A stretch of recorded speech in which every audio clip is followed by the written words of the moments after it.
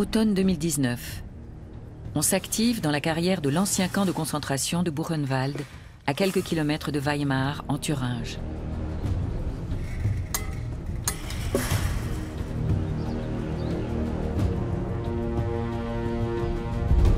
Un mystère datant de la Seconde Guerre mondiale est peut-être en passe d'être élucidé. En avril 1945, l'armée américaine découvrait ici 2 caches secrètes aménagées par les nazis. Les images du sinistre butin retrouvées à cette occasion ont marqué les imaginations. Et s'il restait d'autres dépôts inconnus à ouvrir, d'autres objets pris ou déportés à retrouver? Pour tenter de le savoir, nous allons faire appel à des historiens, mais aussi à des ingénieurs et des spécialistes des géosciences.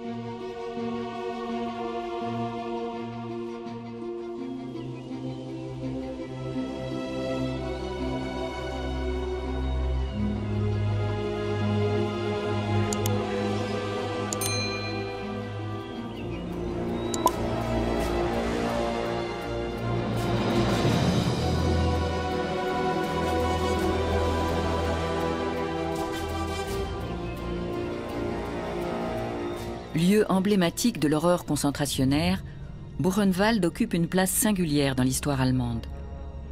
En 1937, la SS fait construire un camp sur la colline d'Ettersberg, non loin de Weimar.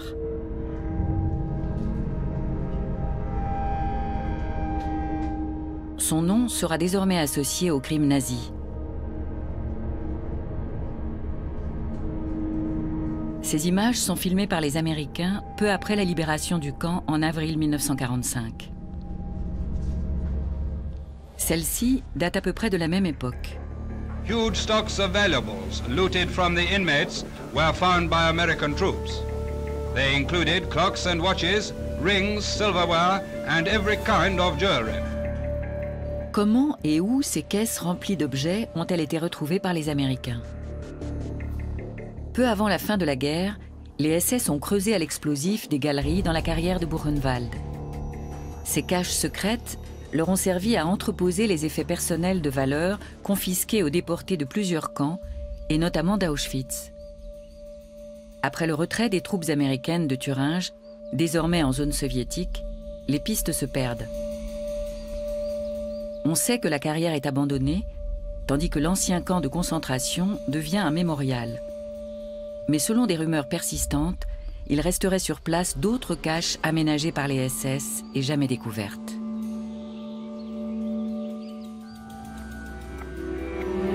Certains pensent même que la chambre d'ambre se trouverait à Buchenwald, un précieux ensemble de panneaux décoratifs en marqueterie d'ambre, offert par la Prusse à la Russie au XVIIIe siècle, subtilisé par les nazis pendant la guerre et introuvable depuis.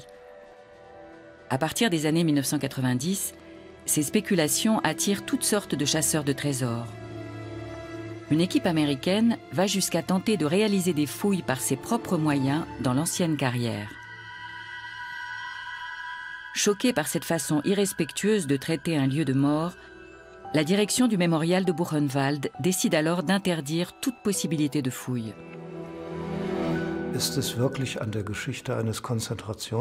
Est-ce que le plus important dans l'histoire d'un camp de concentration, c'est vraiment de se demander où est enterrée la chambre d'ambre? Cette recherche de sensationnel et d'adrénaline nous a fait beaucoup de mal, d'autant qu'il s'agissait quasiment d'une obsession imperméable à toute argumentation rationnelle. Ces vandales qui jouent à la chasse au trésor ne pensent qu'à eux-mêmes, à leur propre légende et à leur soif d'aventure. Je me suis parfois fait la réflexion qu'on marchait sur la tête. Nous voulons savoir ce qui se cache derrière ces fantasmes et ces rumeurs. C'est en 2017 que nous entamons nos recherches. L'unique document qui fait état de caches secrètes à Buchenwald est un plan du camp tracé à la main, un dessin à l'encre au format A4. Au niveau de la carrière, il comporte 8 petits rectangles désignés comme des bunkers. L'armée américaine n'en a ouvert que 2. Si ce plan est exact, il en existerait donc 6 autres.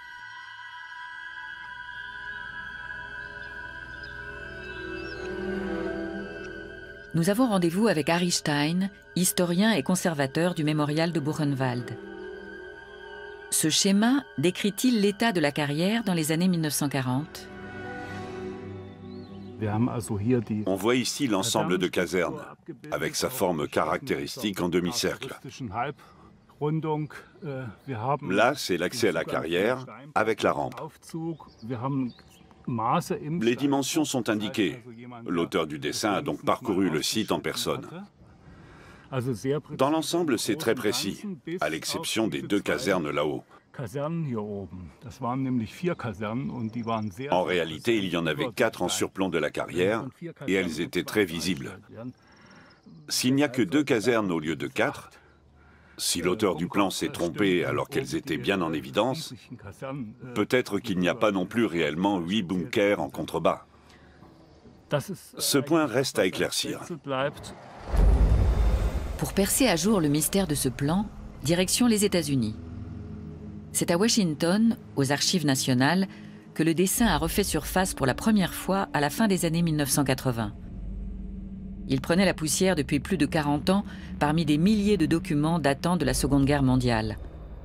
Nous partons pour Richmond, dans l'État de Virginie. L'historien amateur Kenneth Alford a étudié la question de l'or volé par les nazis et de son devenir après 1945. C'est à cette occasion qu'il a découvert le plan de la carrière. On sait qu'on a affaire à une carte au trésor quand on en voit une. Je ne sais pas d'où sortait ce document, je ne me souviens pas. Mais il se trouvait tout seul dans un dossier. Il ne faisait pas partie de la cargaison 16 contenant les autres documents sur le camp de Buchenwald. Déporté ou SS, on ignore qui est l'auteur du plan. En tout état de cause, Kenneth Alford doute qu'il subsiste des biens spoliés dans d'hypothétiques bunkers cachés.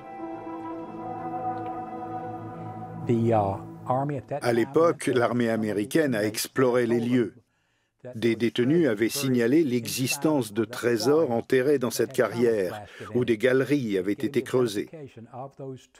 Ils ont réussi à identifier les 2 galeries en question. Les prisonniers du camp savaient ce qui se trouvait là. S'il y avait eu de l'or ailleurs, ils l'auraient dit aux Américains. C'étaient des gens honnêtes. Kenneth Alford nous montre l'inventaire de la cargaison 16, qui répertorie les objets retrouvés dans les dépôts de Buchenwald. Ferraille. Ça doit être les réveils. 137 kilos d'or et d'argent. Et 1814 kilos de monnaie, vous vous rendez compte? À l'époque, l'armée américaine est allée récupérer le tout avec 8 poids lourds chargés chacun de 2,5 tonnes pour aller l'entreposer à la Reichsbank de Francfort. At Buchenwald concentration camp, huge stocks of valuables looted from the inmates were found by American troops. C'est donc le recensement des objets volés que montrent ces images d'archives. Kenneth Alford n'a pas pu déterminer d'où provenait le plan.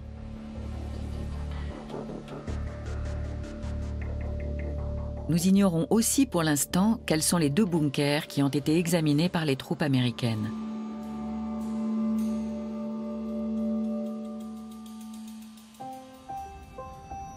Retour à Weimar. Nous avons rendez-vous avec Bernd Schmidt, ingénieur à la retraite et historien local. Sa cave renferme des archives impressionnantes sur le camp de Buchenwald. Des rayonnages entiers garnis de classeurs, d'ouvrages et d'enregistrements sonores.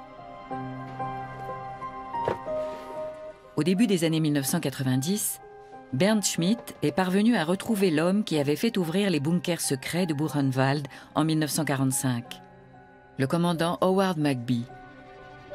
Cet ancien officier américain originaire de l'Oklahoma avait consigné précisément par écrit les événements.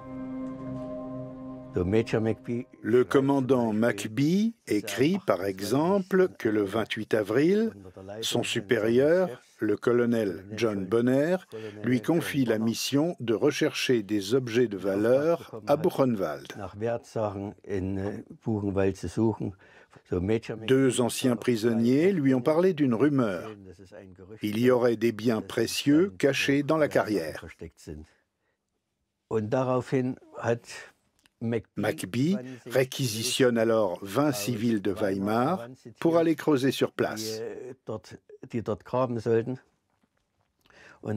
Au bout de 3 heures environ, il trouve une entrée. McBee descend lui-même dans la galerie souterraine où il identifie plusieurs valises, caisses et fûts en métal.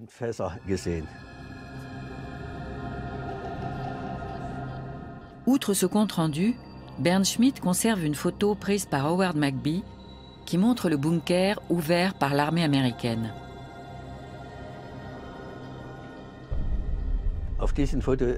Sur ce cliché, on voit l'emplacement de 2 galeries souterraines. On a une entrée, ainsi qu'un monceau de gravats qui a dû être déblayé. Et là, la deuxième entrée. Les GI se tiennent devant et sont tournés vers l'intérieur de la galerie.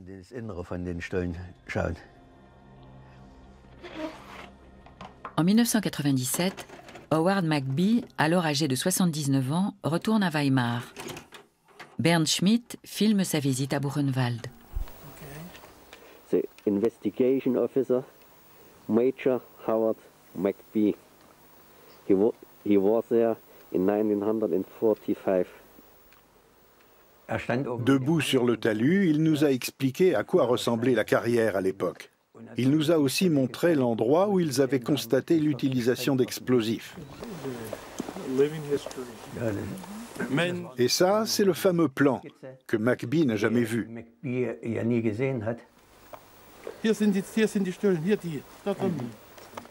Ensuite, on est allé voir l'endroit où ils avaient trouvé cette cavité, dans laquelle il avait rampé.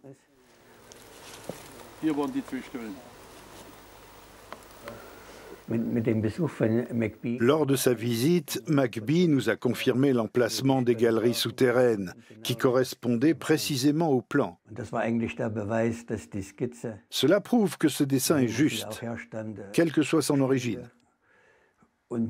En tout cas, il n'y a plus besoin de chercher ces 2 galeries-là. Mr. McBee? Yes, sir. Keep smiling. Désormais, nous savons où se trouvent les 2 bunkers ouverts par les Américains en 1945. C'est donc ailleurs sur le site qu'il faudra chercher les autres, dont nous ne pouvons que supposer l'existence. 75 ans se sont écoulés depuis la fin de la guerre.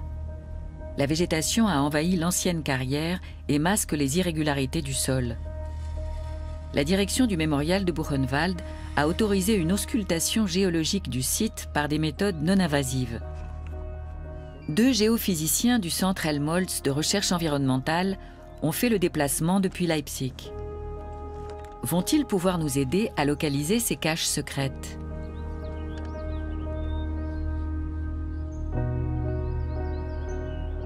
Nous sommes au printemps 2018.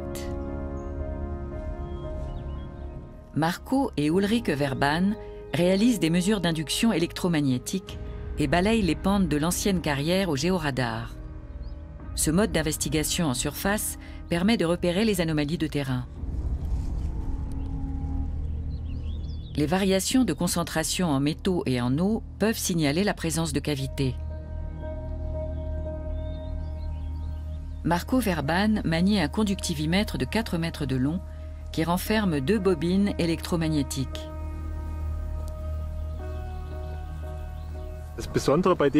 La particularité de cet instrument, c'est que ces bobines sont assez éloignées l'une de l'autre. Ça permet d'ausculter le sous-sol à une profondeur importante. On peut aller jusqu'à 6,70 m. De cette façon, on va pouvoir détecter les différences de conductivité dans le sol qui peuvent correspondre à des anomalies du terrain. Mais ici, il y a aussi pas mal de ferraille enterrée, ainsi que divers autres métaux plus ou moins rouillés.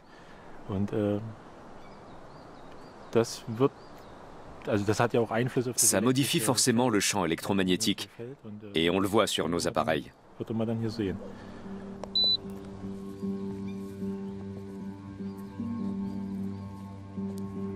6 mois plus tard, nous voici au centre Helmholtz de recherche environnementale à Leipzig. Les ordinateurs de l'institution ont analysé les mesures géologiques grâce à leur forte puissance de calcul. Analyse des résultats sous la responsabilité de Peter Dietrich, qui dirige le département technique d'exploration. Ici, c'est la rampe et l'accès. On a commencé par le versant sud-est et ça n'a pas donné grand-chose. Ensuite, on a décidé de faire des mesures tout le long du talus qui borde la carrière. D'abord la partie est et puis le nord en faisant la jonction. C'est bien. On distingue clairement des anomalies à cet endroit. Elles correspondent aux dimensions qu'on attendrait d'un bunker. Sur l'image topographique, on voit qu'elle se trouve effectivement le long du talus. On n'a pas pu percer le terrain par là ou par le haut. Ça ne laissait qu'une possibilité. Il a fallu creuser avec une excavatrice. Là, on retrouve bien ces deux anomalies. Ce sont deux emplacements très prometteurs qui pourraient correspondre à des cavités souterraines. Et on voit bien aussi comment elles sont orientées au pied du talus. Du point de vue de l'ingénierie, ça correspondrait aussi. Aux archives du mémorial de Buchenwald, le conservateur Harry Stein nous montre les quelques photos historiques de la carrière dont il dispose. À peine arrivés au camp, les déportés devaient travailler ici jusqu'à 15 heures par jour. Les lourds blocs de pierre extraits sur place servaient ensuite de matériaux de construction à Weimar, capitale régionale en pleine expansion. L'extermination par le travail. Aucune trace de bunker sur ces images, pas plus que sur les photos datant d'après la libération. Nous avons ici des photos du fonds Alfred Stuber, ancien détenu à Buchenwald, qui devait travailler comme photographe au service anthropométrique de la SS. Après la libération, il a pu arpenter le camp avec un appareil photo. Ici, Stuber est posté au bord de la carrière. On ne voit aucune entrée de galerie, ni sur ce cliché, ni sur les autres dont on dispose.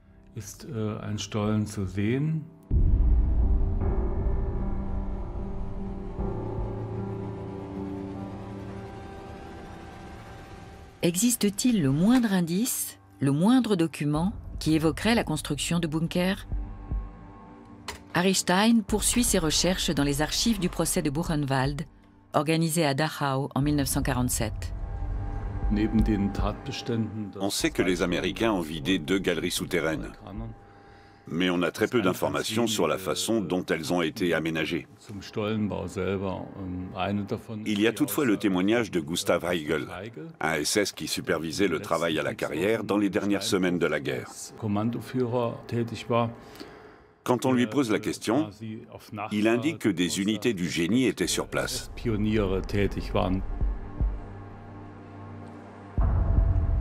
Quelle branche de la SS travaillait là? Il répond, le génie. Il creusait des galeries à l'explosif. Au cours du procès, c'est le seul témoin qui a été interrogé sur ce point. L'accusation n'a pas approfondi le sujet par la suite. Selon ce témoignage, c'est en mars 1945 que la SS aurait créé ces galeries souterraines. Mais aucune évocation de leur nombre et aucune mention du plan tracé à l'encre. Printemps 2019.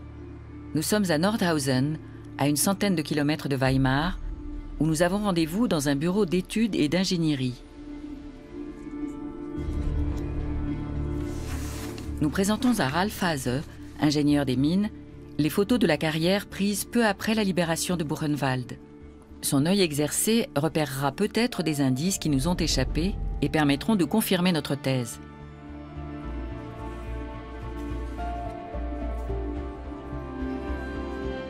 Le spécialiste fait une découverte intéressante.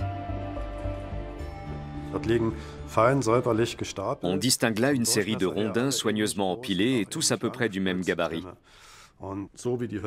Vu leurs dimensions, on dirait bien du bois de soutènement. Quand on veut créer une galerie dans une carrière, on a besoin d'étayer le plafond pour éviter qu'il s'effondre. Un peu plus loin, à proximité de ces troncs, On voit qu'il y a des installations techniques, un appentis et des rails qui y mènent. Tous ces éléments font penser à un chantier. Mais comment expliquer la présence d'un chantier à cet endroit et à cette époque? La guerre était presque terminée. Il n'y avait plus de raison d'aménager la carrière. Sauf peut-être pour y creuser une galerie. Quelques jours plus tard, Ralph Haase est sur place pour se faire une idée des conditions géologiques locales, et notamment du talus nord de la carrière.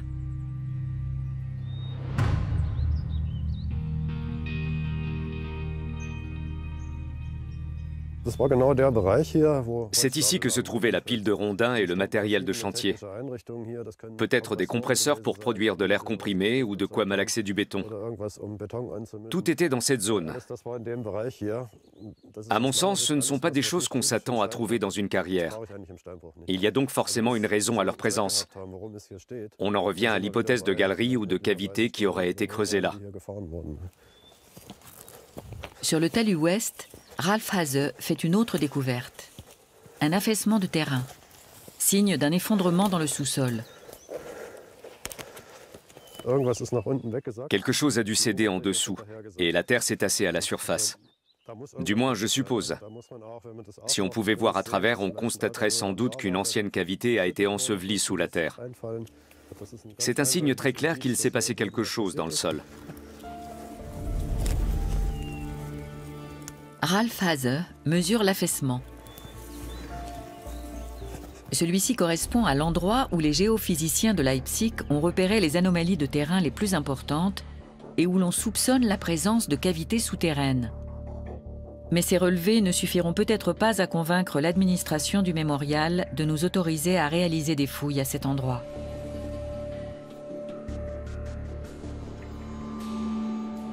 Été 2019. Nous avons appris l'existence de photos aériennes de Buchenwald prises par l'aviation américaine dans les dernières années de la guerre. Elles sont consultables auprès d'une entreprise bavaroise spécialisée dans les photographies aériennes.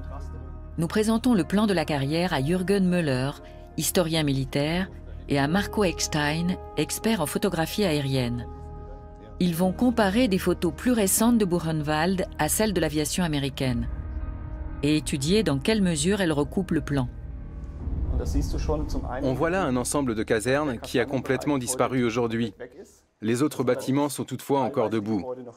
C'est un bon point de repère pour géoréférencer le site et localiser d'éventuelles découvertes sur place. Voilà la vue de la carrière en 1943.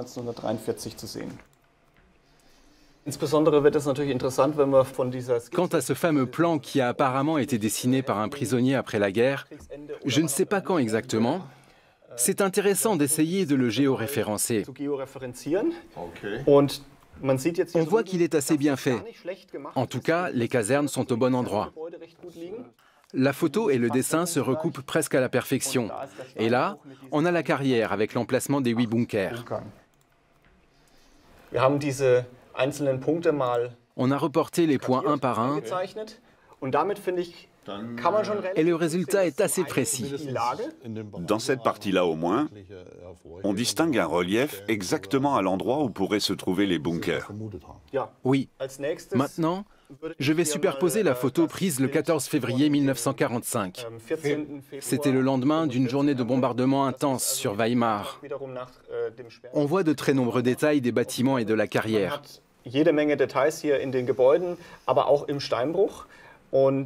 Et au nord, c'est particulièrement net sur cette photo aérienne.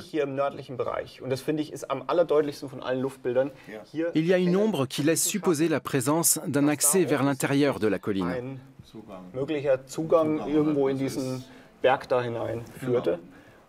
Et là au sud, on dirait des traces de dynamitage. C'est ça. Ça correspond à l'emplacement des 2 galeries découvertes par les Américains, où étaient entreposées lors d'Auschwitz.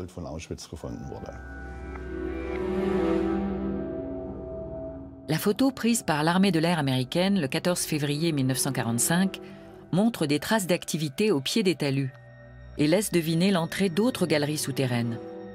C'est peut-être la dernière pièce du puzzle. L'emplacement des bunkers sur le plan dessiné serait donc juste.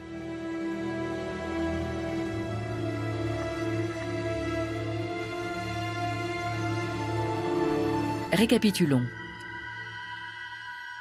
Nous ignorons toujours qui est l'auteur du plan, mais tout semble indiquer que le document est authentique. Lors de sa visite sur place, Howard McBee a identifié l'emplacement des galeries ouvertes en 1945. Les photos prises en avril de la même année suggèrent l'existence d'autres bunkers. Les anomalies de terrain constatées par les géophysiciens recoupent les coordonnées relevées par Ralph Haase.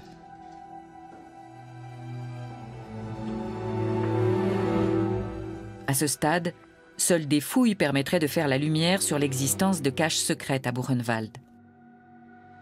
Nous présentons nos conclusions à la Fondation des mémoriaux de Buchenwald et de Mittelbau-Dora. Son directeur, Volkhard Knigge, finit par nous donner le feu vert.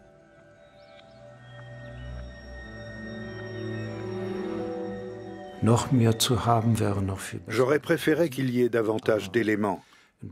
Mais je vais dire une banalité. On est dans une situation où l'on peut voir le verre à moitié vide ou à moitié plein. On verra bien ce qu'il en est. Avec notre comité scientifique, qui est composé entre autres de confrères étrangers et notamment américains, nous avons soigneusement examiné les éléments qui nous ont été présentés. Nous nous sommes demandé s'il était justifié, d'un point de vue scientifique et éthique, de procéder à une intervention invasive sur le site pour élucider ce mystère. Nous avons décidé que oui. La recherche, ce n'est pas seulement de la création de savoir, c'est aussi une objectivation par le savoir. Certaines hypothèses se vérifient, d'autres non. Certaines peuvent être étayées, d'autres se révèlent être des fantasmes, des mensonges, etc. Il reste encore à obtenir l'aval de l'Office pour la protection du patrimoine et de l'archéologie de Thuringe, c'est-à-dire à convaincre son experte référente, Karin Tschech.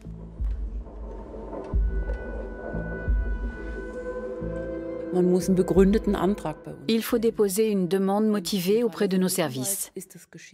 C'est ce qui a été fait pour ces fouilles à Buchenwald, et les éléments réunis sont nombreux. En accord avec la Fondation, qui est propriétaire du terrain et conservatrice de ce lieu de mémoire, nous avons estimé que le dossier était suffisant pour justifier cette intervention dans le sol.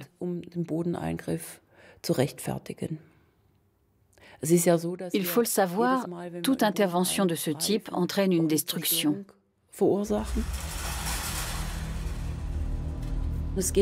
Mais l'objectif est de mettre un terme aux spéculations. Ça fait des dizaines d'années qu'on reçoit des demandes visant à autoriser des fouilles dans la carrière. Si on creuse effectivement à cet endroit, on pourra refermer ce chapitre. Que l'on découvre ou non quelque chose, ça mettra fin aux conjectures.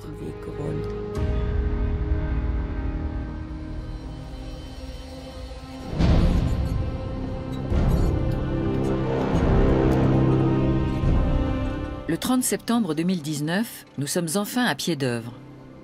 Une pelle mécanique s'avance dans l'ancienne carrière, dont l'accès a été interdit au public. Dernier préparatif. De grandes bâches sont déployées au sol afin de recueillir la terre excavée et tout objet qui pourrait s'y trouver.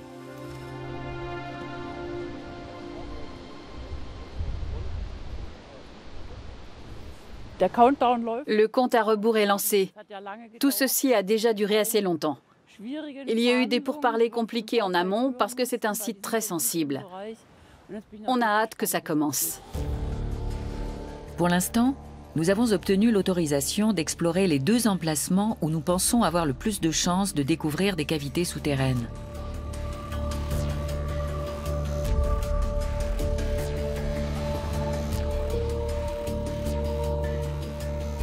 Les fouilles commencent sur le talus ouest de la carrière.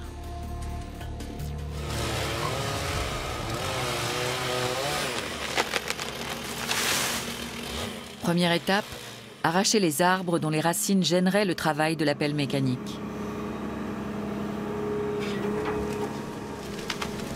La réglementation environnementale encadre strictement les dates d'abattage.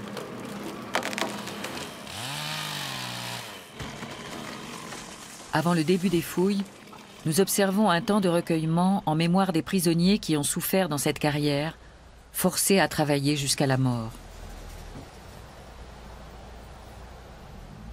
Je suis très partagée, je l'avoue. La perspective de découvrir de nouveaux éléments est toujours intéressante. Mais on ne peut s'empêcher de penser à la souffrance et à la détresse associées à ce lieu.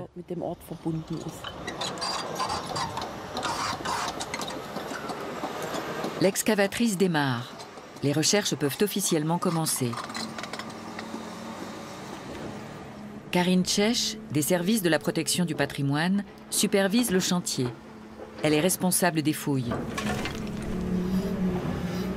Ralph Hase, l'ingénieur des mines, assure la coordination. C'est un lieu très particulier, bien sûr, et on l'aborde avec beaucoup d'humilité. En arrivant ici, on découvre un cadre idyllique où la nature a repris ses droits. Mais quand on connaît l'histoire du site, on pense forcément aux souffrances humaines du passé.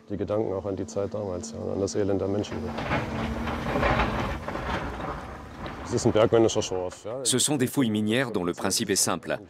On va creuser un trou à la pelleteuse, à un endroit précis, dans l'espoir d'y trouver une cavité souterraine. Et il ne faut pas se tromper. On ne sait pas ce qu'on va découvrir. Il y a sans doute beaucoup de déchets et de ferrailles qui vont nous retarder.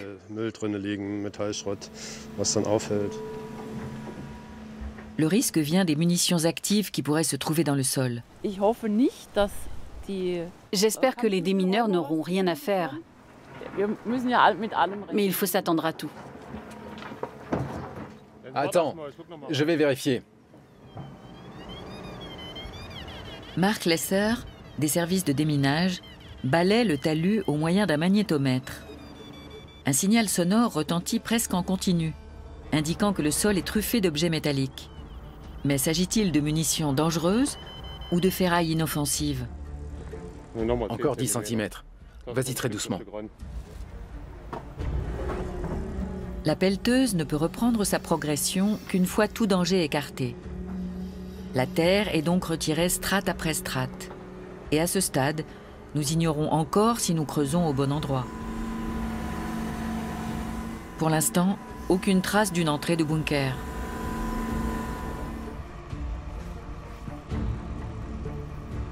En revanche, nous voyons remonter à la surface une grande quantité de munitions et d'armes en tout genre, autant de vestiges de la guerre.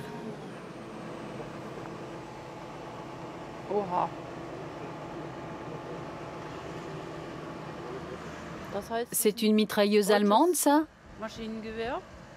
Oui, de la dernière guerre. Ça veut dire qu'il faut qu'on aille encore plus lentement. Au bout de 5 heures, nous n'avons guère avancé.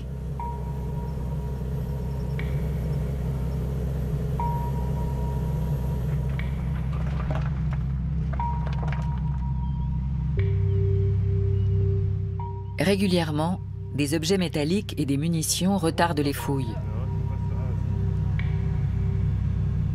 L'excavatrice doit alors s'arrêter. L'élément est dégagé à la main et inspecté avec soin.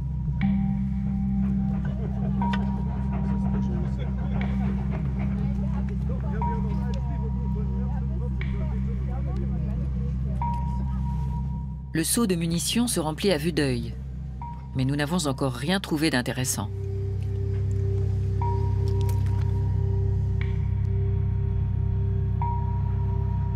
L'après-midi, enfin, une découverte encourageante.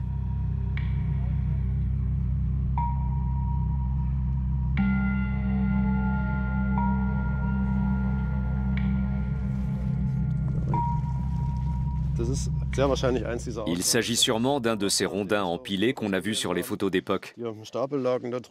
C'est le type de bois qu'on emploie dans l'industrie minière pour étayer un plafond. Comme il est planté à la verticale dans le sol, ça ne peut pas être un hasard. Voilà au moins la confirmation que nous fouillons sans doute au bon endroit. Nous reprenons confiance. Bilan de cette première journée, des quantités de ferraille, d'armes et de munitions. Nous ne sommes pas là pour trouver des armes, Nous cherchons l'entrée d'une galerie. Nous avons avancé, même si nous ne sommes pas au bout de nos peines. Mais beaucoup d'indices semblent confirmer que nous sommes sur la bonne voie, puisqu'on a retrouvé un rondin et d'autres vestiges de construction minière datant de cette époque. Je pense que demain soir, cette galerie souterraine sera à notre portée. Pour l'instant, tout se passe comme prévu. Les munitions nous ralentissent un peu, mais on n'a pas le choix. C'était une première journée productive. Après 8 heures de travail à l'excavatrice, il est temps de conclure cette première journée de fouilles. Un service de gardiennage assure la surveillance de la carrière. De quoi prévenir l'irruption d'éventuels visiteurs indélicats.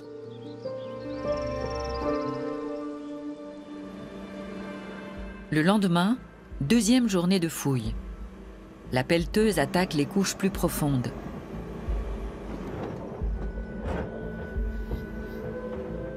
Ralph Haase observe attentivement les modifications de la roche.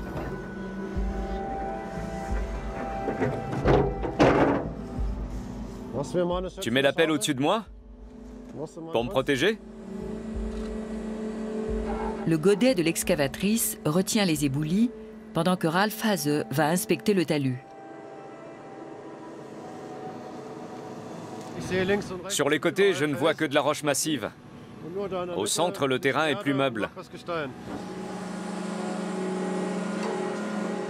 Puis apparaissent des rails en acier, typiquement utilisés pour étayer les ouvrages souterrains. Ils étaient insérés dans la roche sur le côté. C'est une technique de soutènement classique. On peut supposer que le plafond se trouvait à la hauteur des rails. La galerie doit se trouver en dessous. Ils ont sans doute dynamité l'avant de la structure, là où on a trouvé toute cette ferraille hier. C'est ça. Je préférerais qu'on sorte tout ça à la main. Derrière, on devrait trouver cette fameuse cavité. Avec une infinie précaution, l'excavatrice poursuit sa progression.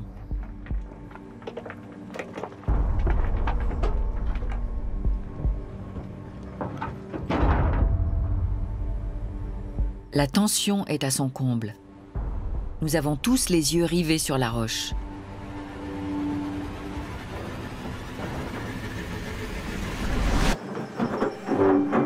Une ouverture.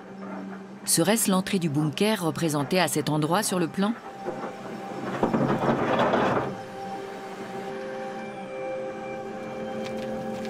La pelleteuse évacue la couche meuble située au-dessus de l'orifice. Le reste est dégagé à la pelle et à la bêche. L'ouverture doit encore être sécurisée.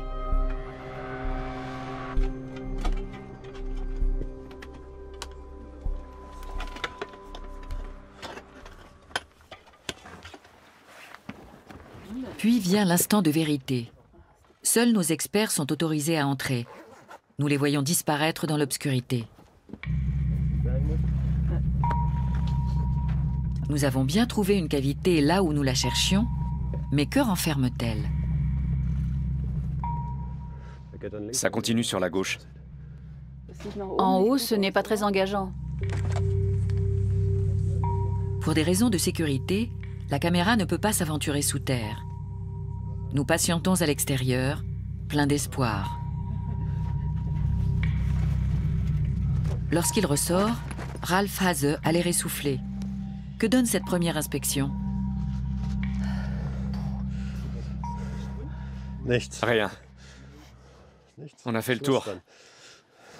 Il n'y a rien à voir.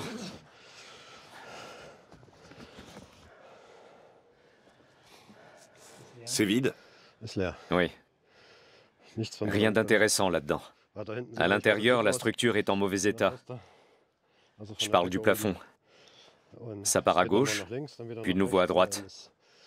Ensuite, il y a encore 3 mètres environ. Et ça s'arrête. On arrive à une paroi en roche naturelle. Ce n'est pas une ouverture qui a été comblée. Non, ce n'est clairement pas du remblai. La paroi rocheuse est continue au fond de la galerie. Ça n'a pas été comblé parce que ça n'a tout simplement pas été ouvert.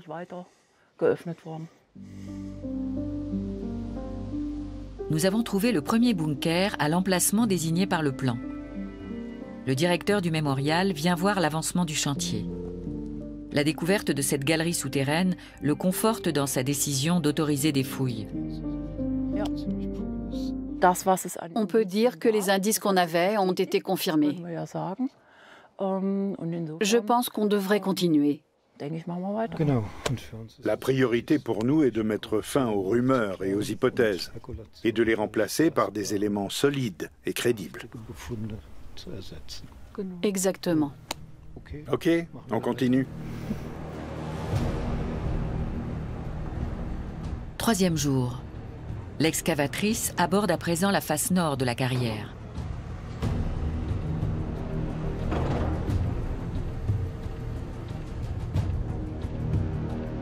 Le plan signale la présence de 4 bunkers le long de ce talus. L'équipe espère trouver l'ouverture du deuxième à partir de la gauche. L'emplacement choisi est le plus prometteur au vu des relevés de terrain. La galerie souterraine que nous avons ouverte la veille s'est avérée vide. Mais les images des biens spoliés retrouvés à Buchenwald en 1945 alimentent tous les fantasmes. Qu'allons-nous trouver cette fois ? D'autres objets issus de pillages, des trésors disparus dans le chaos de la guerre, la fameuse chambre d'ambre.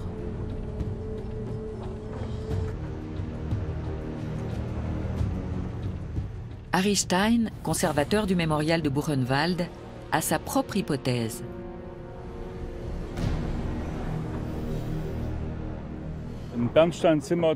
Je ne vois pas comment la chambre d'ambre aurait pu se retrouver ici.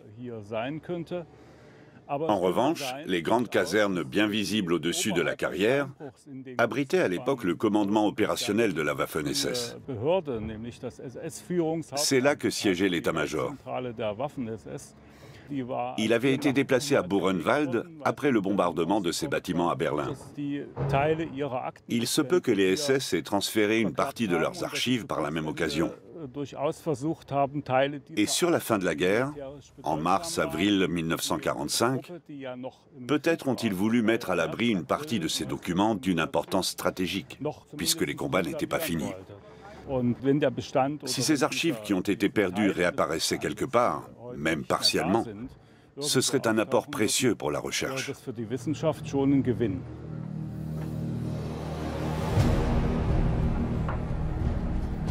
C'est d'abord un wagonnet qui émerge du sol.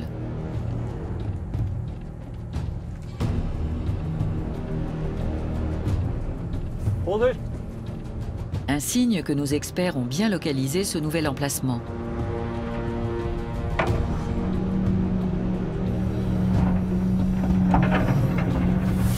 À la fin de cette troisième journée de fouilles, une nouvelle cavité apparaît.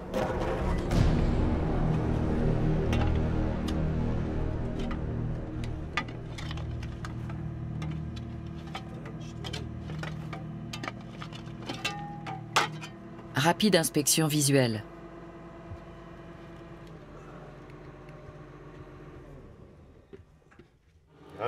C'est sans aucun doute une cavité créée par l'homme. Les parois à droite et à gauche sont maçonnées avec des pierres. Plus loin, la galerie tourne, comme là-bas. Ici, à l'avant, vous voyez qu'on a un élément de soutènement, un rail qui supporte l'entrée. Quatrième jour. L'ouverture est agrandie et vérifiée, tandis que la tension monte dans l'équipe. Cette fois, notre caméra va accompagner les experts à l'intérieur.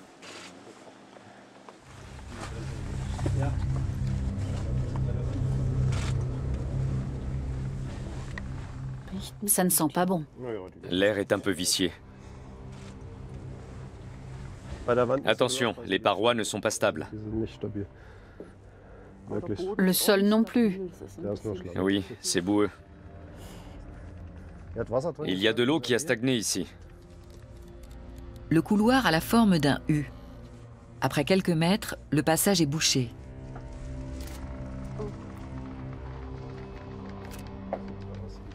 Vu son emplacement, c'est une sortie qui a été condamnée. C'est la seule explication. Surprise. Ce bunker compterait donc 2 accès.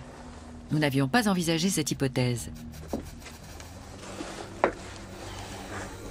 Le couloir en fer à cheval bifurque sur une sorte de salle voûtée d'environ 6 mètres de long. C'est tout. Il n'y a rien là-dedans. On a peut-être voulu créer une pièce ici, non?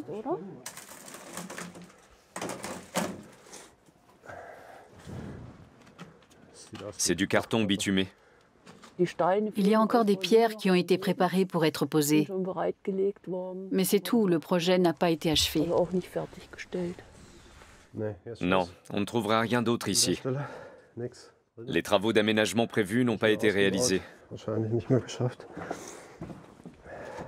La forme de cette galerie souterraine nous met face à une nouvelle énigme. Au lieu de 4 bunkers, le plan signalerait peut-être simplement 4 entrées. Nous serions tombés sur la 3e, reliée à la 2e par ce couloir en demi-cercle.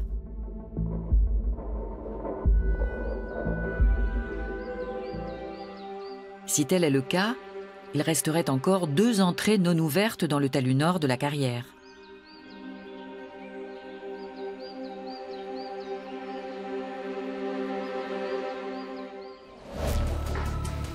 Nous faisons le point sur la marche à suivre. Plusieurs éléments sont venus confirmer les premiers indices que nous avions récoltés. Nous n'avions la permission de creuser qu'à 2 endroits, or ces 2 incursions ont été fructueuses. Maintenant que le matériel est à pied d'œuvre, il serait dommage de ne pas poursuivre les recherches. Mais pour cela, il nous faut une autorisation supplémentaire, ce qui prendra peut-être du temps. À nouveau, nous nous adressons au mémorial de Buchenwald. Celui-ci nous donne son aval rapidement, sans formalités excessives.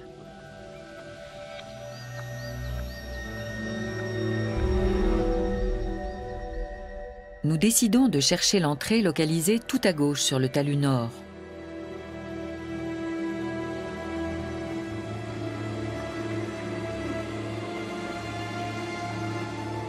Cinquième journée de fouille.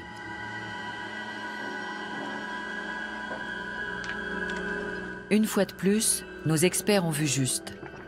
Au bout de quelques heures, une entrée apparaît.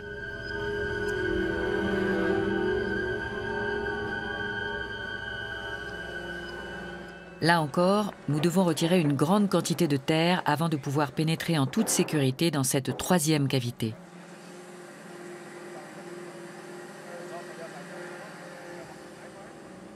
Il se confirme que l'auteur du plan connaissait décidément très bien la carrière. Mais pourquoi cette ou ces galeries ont-elles été aménagées? Pour protéger les SS lors des bombardements? Ou pour qu'ils y stockent des archives ou des objets précieux?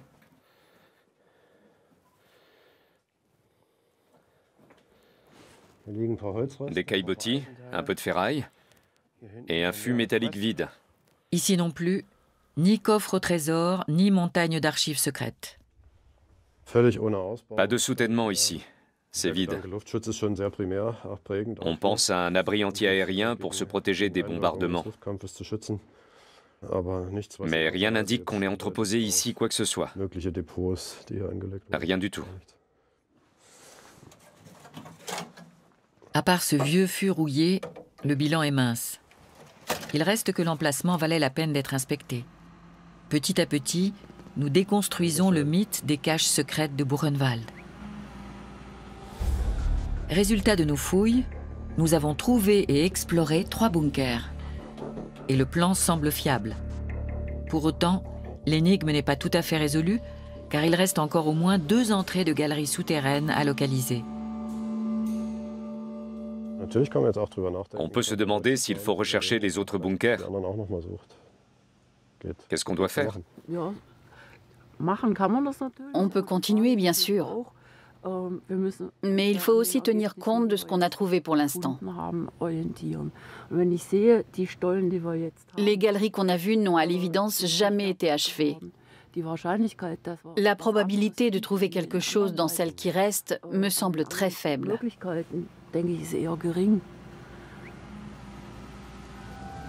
Pas de chambre d'ambre, ni de butin douteux, ni d'archives de la SS. Au lieu de cela, nous n'avons trouvé que de la ferraille datant de la guerre. Peut-on mettre un point final à cette quête des caches secrètes de Buchenwald? Jusqu'à présent, tous les éléments figurant sur le plan se sont avérés à leur juste place. Pour faire toute la lumière, nous aimerions creuser encore à l'emplacement des 2 entrées restantes. Mais la Fondation en décide autrement. Selon elle, l'ouverture des 2 derniers bunkers ne donnerait rien de plus. C'est donc la fin de nos recherches.